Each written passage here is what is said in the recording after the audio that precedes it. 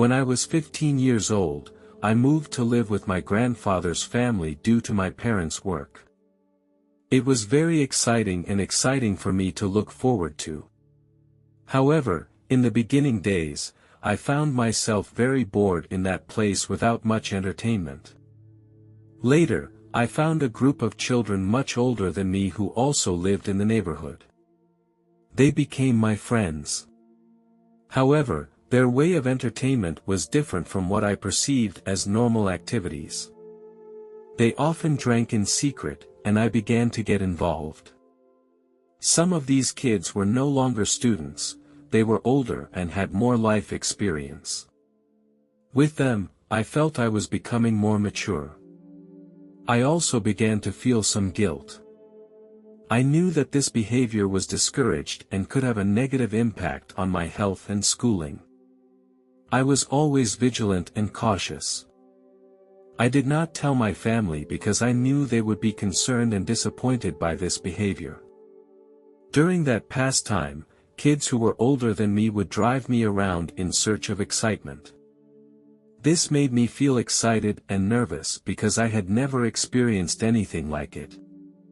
They often convinced me to engage in risky behaviors, one of which was shoplifting food and booze. They claimed it was an adventurous way to go.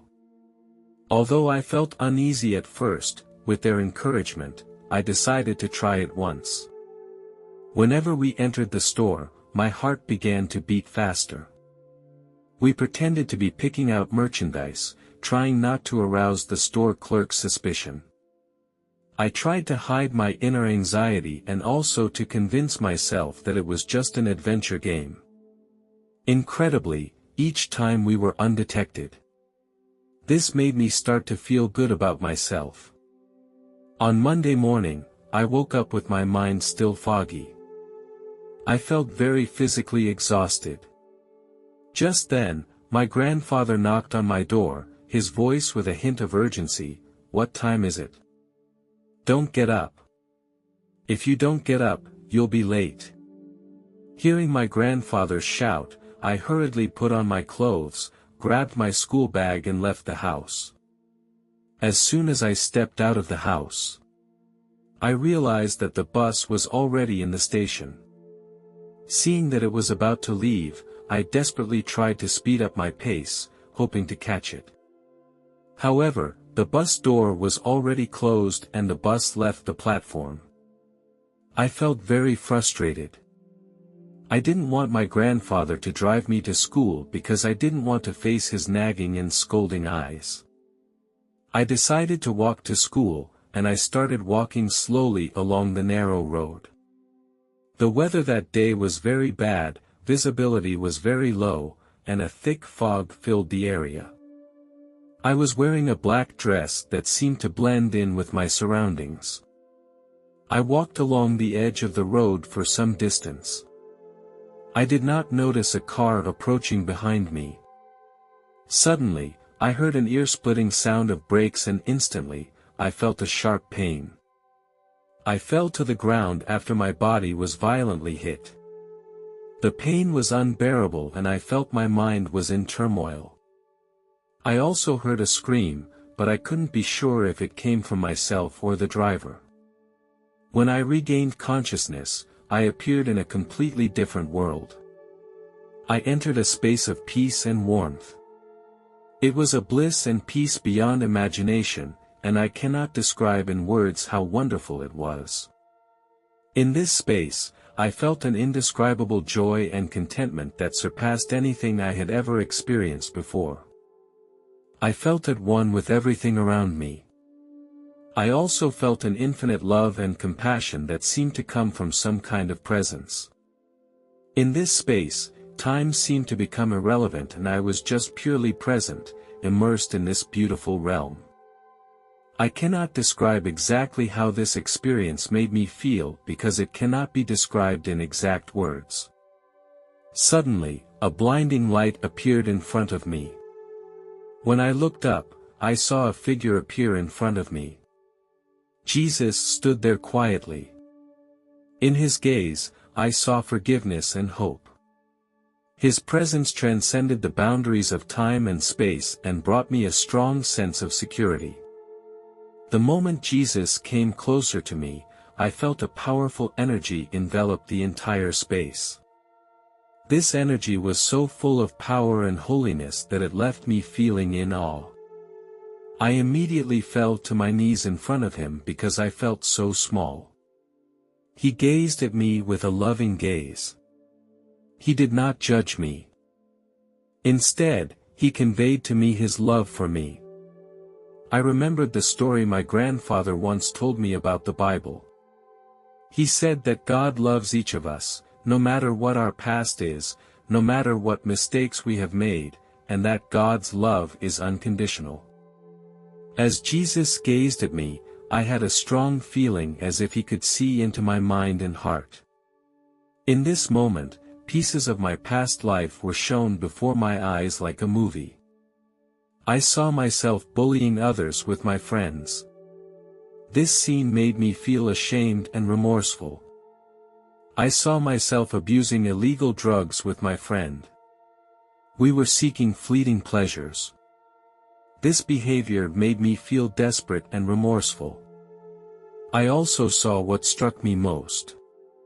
In that scene, I was stealing beer from inside the store. I quietly put the merchandise in my pocket, and the clerk was too busy with his own work to notice my actions. Even though I wasn't caught, I saw the impact of my actions. The clerk was a mother of two who was having a hard time making ends meet. She spotted my theft on the security camera, but she did not choose to call the police. She took the loss of the store on her own. Her decision touched me deeply, and I felt her kindness and forgiveness. Jesus did not accuse or judge me. His gaze seemed to tell me that he was willing to give me salvation and a chance to start over. These experiences made me acutely aware of my mistakes and the harm I had caused to others. As Jesus held out his hands to me, I saw the wounds on his hands. I was reminded of the biblical story of him laying down his life to save mankind. After his death, the sins of mankind were forgiven. He opened his hands again and wanted me to embrace him and receive his love and forgiveness. I felt I did not deserve this because I had made so many mistakes. This shame and self-loathing made me afraid to look up at him directly. I bowed my head. Jesus spoke gently, "My child, anyone can make mistakes, and I hope that when I see you again, you have become a good person." His voice was full of comfort and encouragement. I lifted my head and gazed into that loving face. I felt the kindness and care in his eyes. I could no longer refuse his invitation. And my heart was filled with longing. I began to rush into his arms and I felt a surge of strength envelop me. In his embrace, I felt that I had received true forgiveness and redemption. I understood that although I had made mistakes, his love was unconditional. Just as we were embracing, suddenly I heard a surge of electricity. I felt a powerful energy pass through my soul. I longed to be with Jesus, to feel his presence and guidance. However, I found myself unable to open my eyes and see what was around me. This bondage and helplessness deepened my anxiety. I struggled to open my eyes, but I was unable to do so. Despite my inability to see around me, I chose to believe that Jesus was still with me. I felt very confused. Suddenly, I heard the sound of my heart beating, a very clear sound. I felt like I was in an ambulance or a hospital. My body was filled with pain. In this state of pain, my heart kept calling out to Jesus. Time seemed to become a blur, and I did not know how long had passed. I heard a familiar voice, the voice of my grandfather. He was calling out my name. The voice was so kind and warm. When I woke up from my hospital bed, the warm sunlight shone through the window into the room. This familiar glow made me feel very lucky. I was so happy to be back here. In this moment, I understood the preciousness and fragility of life. I realized that this was a fresh start, a chance to redefine my existence. Before I experienced this, my life lacked purpose and meaning. But from that day on, everything changed. Just then, the doors slowly opened and my grandfather walked in, and behind him were my parents. "Son, you are finally awake." My grandfather walked to the bedside and he gently held my hand. Tears welled up in the corners of my mother's eyes. "Son, you really scared us." My mother's voice was choked with sobs. She gently stroked my cheek. Later, I successfully entered college and chose law as my major. I wanted to help those who had made mistakes and give them a chance to start over. I understand that this idea may sound a bit naive. But I have been striving to pursue this goal. After going through this, I decided to share my experience of meeting Jesus with those around me. However, I encountered skepticism and mistrust. They told me I was lying, and some even thought I was crazy. I felt frustrated and alone, not knowing who to turn to for support or how to share my experience. As the internet grew, I gradually discovered a fact that surprised me. There were many people who had gone through similar experiences as I had. They too had encounters with Jesus and felt endless love and compassion. This discovery gave me the relief that I had finally found a community that could share and understand me. This experience taught me an important lesson: no matter what, it is never too late to start over. No matter what mistakes we have made, we can all be forgiven and given new opportunities. Jesus has given me new direction and purpose in life. Although I still face questions from the outside world, I am convinced of the authenticity of this experience. I have learned to accept the lack of understanding and doubt of others because I know that this experience is unique to me and only I can truly understand the meaning of it. This experience has inspired me to keep moving forward in my quest for inner peace and growth. I understand that every person's experience and growth path is unique, and my experience became a turning point in my life. I am grateful for this valuable opportunity that has allowed me to re-examine myself and find new meaning and purpose. I am a marketing manager for a company. I have a beautiful family, a husband who supports my career, and a lovely 5-year-old daughter. During the previous period, I had been busy with important projects for my company and often worked late into the night. I sacrificed my rest time in order to complete the task. In 1999, I fainted at home because of cerebral thrombosis. At noon that day, I felt a little dizzy. I thought it was only due to a brief period of fatigue. However, when I stood up to go to the bathroom, my vision began to blur. I tried to call my husband, but found that my fingers became too weak to press the numbers on the phone. With all the strength I could muster, I called the emergency number. I was unable to clearly state my symptoms, but I did my best to express my plight. I felt increasingly disoriented, but I desperately tried to stay awake. When the ambulance arrived, the medical staff quickly transferred me to a stretcher. The nurses checked my vitals and watched the data on the heart rate and blood pressure monitors to make sure I was receiving the best possible care in the vehicle. I could feel a faint vibration as the vehicle started, followed by the ambulance starting to move quickly across the road. The faint smell of antiseptic drops permeated the interior of the ambulance, which gave me an inexplicable sense of reassurance, knowing that I would receive timely care. The ambulance soon arrived at the hospital and I was brought into a room. The doctors noticed that my heartbeat was unusually slow and erratic. They quickly connected an EKG monitor. At that critical moment, my heart suddenly stopped beating. The room fell into silence, and I could feel the tension pervade the room. The doctor immediately shouted, "Perform CPR." The doctor kept applying chest compressions on me. Suddenly, my body jerked violently. At this moment, it was as if time stood still. As my body jerked, I felt a strong force pulling me upward. I felt like my soul was leaving my body. Everything around me began to fade into color, as if I had entered a world of calm and emptiness. I surveyed my body as the doctors were applying chest compressions to me. The nurses anxiously passed around their tools, seemingly unaware that I had left. In this supernatural state, I felt a sense of peace.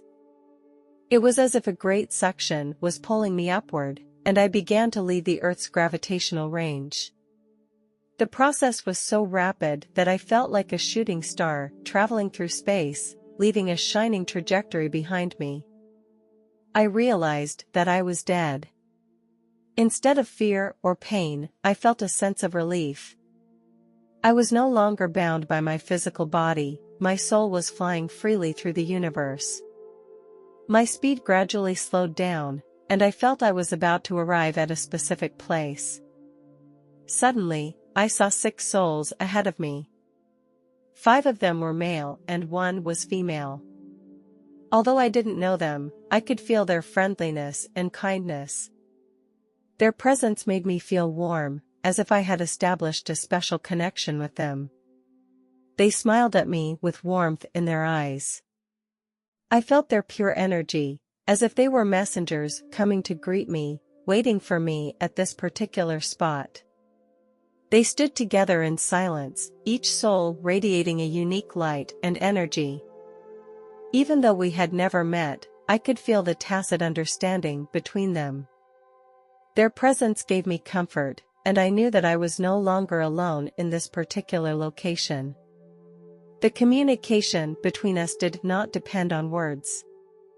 We communicate in a much more efficient and precise way, a flawless way of communication. This type of communication is not limited by words and can directly convey thoughts and feelings. When we are close to each other, our souls intertwine and information is transmitted in a pure and direct form. I could communicate with 6 other souls at the same time, as if there was no time or space between us. Each was able to fully understand the other. We did not need cumbersome verbal expressions. Thoughts and emotions were transmitted to each other in a pure way. In the course of our communication, I noticed that they seemed to have some differences. One of the men believed that I should be sent back to Earth because my time had not yet come. The woman, however, held a different view and felt that my own choice should be respected. After a few moments of silence, the woman turned to me and gently asked, "Would you like to come home with us or return to Earth and continue your life?" Her question made me feel very puzzled. Curiously, I asked her, "Do I have another home besides my home on Earth?" The woman replied, "Yes, you have a special home, a home that belongs to your soul. It exists in a realm beyond reality. That home is the harbor of your soul. It is a source of love, a place free from bondage and suffering." I replied, "I'm not so sure, I'd love to know about my other home. Can I go there and see it?" She nodded and then said, "Your choice will be yours to make. We respect your decision, and whether you choose to return to Earth or come home with us, your soul will find its way back." The woman smiled and held out her arm to indicate that I should follow them. The other 5 men also cast warm glances at me. They led me, away from my previous surroundings. Our speed began to pick up, and the scene around us changed rapidly as if in a dream. I felt like I was traveling through space at a speed beyond my imagination. Soon, we arrived at another place, my other home. Here, the air was filled with the sweet scent of flowers. The sky was like a beautiful painting. The sun shone throughout the space, warm and soft. Here, time seems to be frozen, there is no bondage, only eternal tranquility. The lake is like a mirror, and the fish swim freely in the water. Beside the lake is a soft white sandy beach, the delicate grains of sand gently glide over the toes, giving a warm and comfortable touch. People and animals live together peacefully, without fear or harm to each other. Birds chirp in the branches of trees and small animals run happily on the grass. Suddenly, a dazzling bright light appeared in front of me. In that bright light, a figure gradually emerged, wearing a white robe. The fabric of the robe looked very soft, as if it was woven by white clouds. The collar and cuffs of the robe were embellished with delicate embroidery.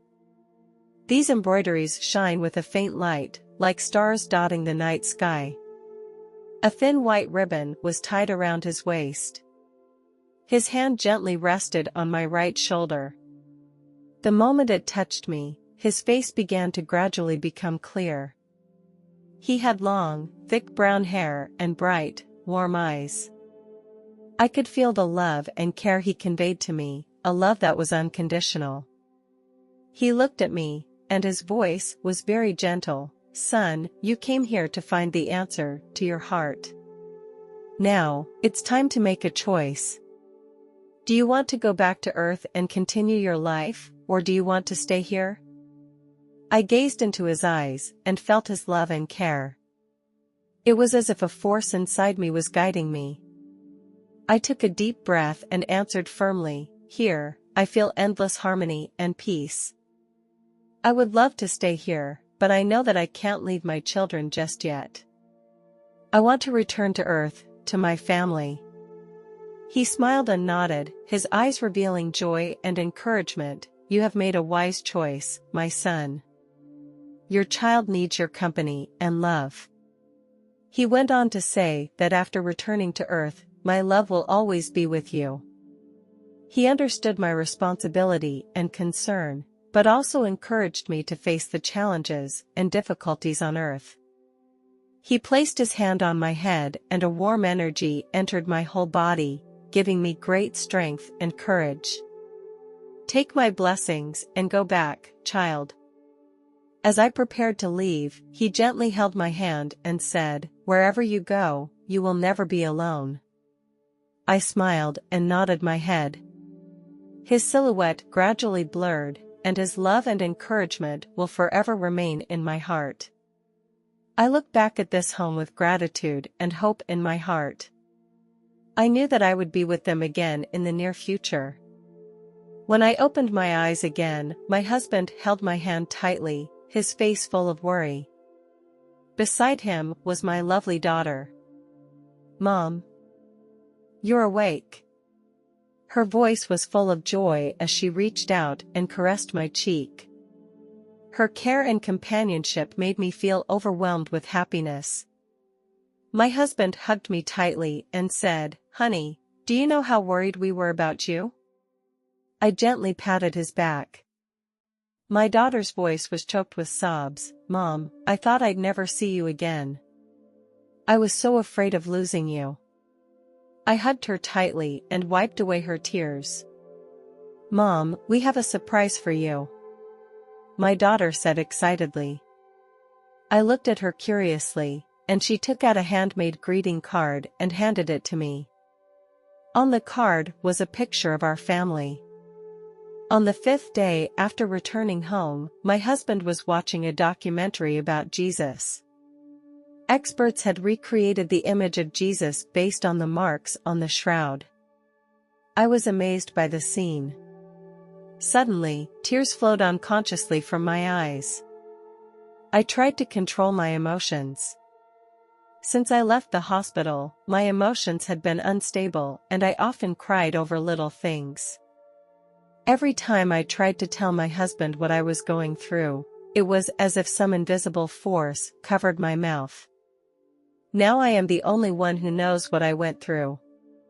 My heart had stopped beating in the hospital. My soul was taken to heaven. It was a beautiful and peaceful place. The man in the white robe was Jesus. He looked almost exactly like the image on TV. Jesus sensed the despair and sadness I was experiencing in leaving my husband, and he comforted me. He also honored my choice. He made me understand that love is the bond that connects us whether we choose to return to earth or stay in heaven. However, returning to earth is not as easy as leaving it. I went through a period of pain, both physically and emotionally.